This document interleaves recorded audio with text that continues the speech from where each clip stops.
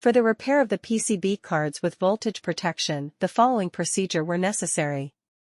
Replacement of various electronic components and general cleanup of the units. For testing we use 220-volt AC power supply. Channels 1 to 2 correspond to indicators 1 to 2. From 1 to 27 is the ground, where we connect the positive lead of the multimeter and short circuit channel 1 to input 2.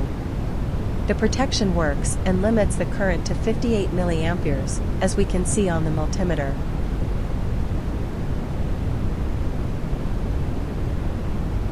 We can observe that each terminal on the PCB card corresponds to its respective indicator light when illuminated. No further testing is possible due to lack of additional units. The same process is repeated for the other PCB card.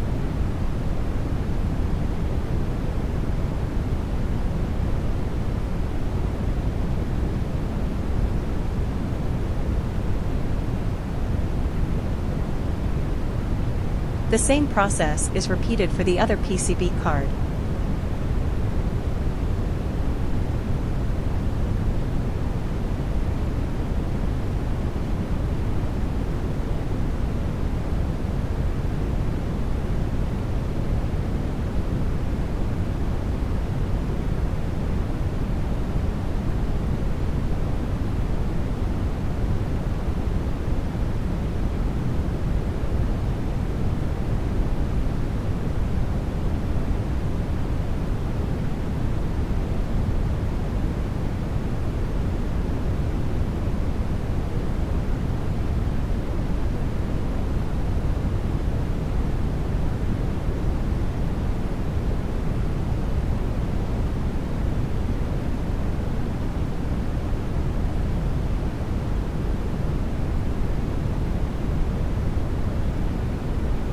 It is now clear that the PCB cards are working successfully and are ready to deliver to the client.